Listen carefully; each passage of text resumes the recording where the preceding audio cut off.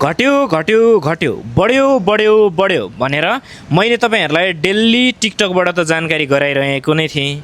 अब तपाईँहरूलाई म प्रोफेसनल तरिकाले युट्युबबाट पनि तपाईँहरूलाई जानकारी गराउनेछु।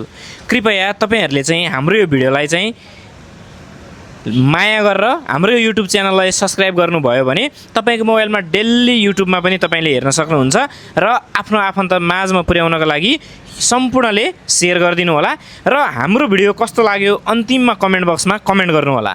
म चाहिँ विश्वकर्मा ज्वेलर्स मनरी बजारबाट आज मिति 2083 साल वैशाख महिनाको 9 गतेको सुनको अपडेट तपाईँहरूलाई गराउँछु। त्यसपछि बाँकी कुरा गरौँला। हिजो सुनको भाउ चाहिँ 3,18,000 रुपियाँ रहेको थियो भने आज सुनको भाउ 800 रुपियाँले घटेर आज सुनको भाउ 3,01,000 मात्र रहेको छ भने चाँदीको भाउ पनि स्थिर रहन सकेन, किनकि चाँदीको भाउ पनि सुनसँगै घट्यो।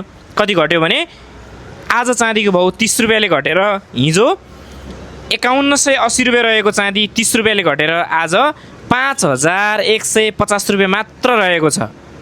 भोलिको दिनमा के होला हेर्नु त, सुनको भाउ 800ले घट्यो, चाँदी 30 रुपियाँले घट्यो भने भोलिको दिनमा के होला तपाईँहरूले याद गर्नुभएको छ। सुन यो एक हप्ता यतादेखि 3,200, 3,500, 3,800 हुँदै 3,02,000 बिचमा बसिरहेको छ। अब के सुनले विगतको 8-10 वर्ष अगाडि जस्तै 50,000 देखि 60,000 मा धेरै वर्ष बस्यो, त्यसरी नै सुन फेरि 3 लाखको आसपासमा बस्ला?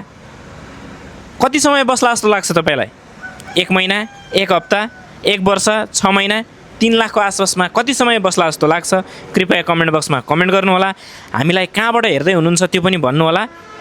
र तपाईहरूलाई सुन चाँदी सम्बन्धी कुनै पनि गहना चाहिएमा, बनाउनु परेमा, अर्डर गर्नु परेमा हामीलाई सम्झन सक्नुहुन्छ। लोकेसन कहाँ त भने जस्तो तपाईँहरूलाई लाग्ला, मनरी बजार मेन रोड रिजवान प्लाजाको भवनमा नारायणघाटबाट आउँदा देब्रेपट्टि 46 किलोमिटर झन्डै 45 मिनट 40 मिनटमा पुग्नुहुन्छ भने हेटौँडाबाट आउँदा मनरी बजार दाहिनेपट्टि पुलको मुखैमा मेन रोड 30 किलोमिटर झन्डै आधी घन्टामा तपाईँ आइपुग्न सक्नुहुन्छ।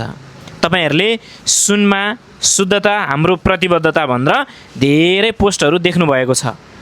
तपाईँहरूले कुनै कुराको डाउट मान्नु पर्दैन।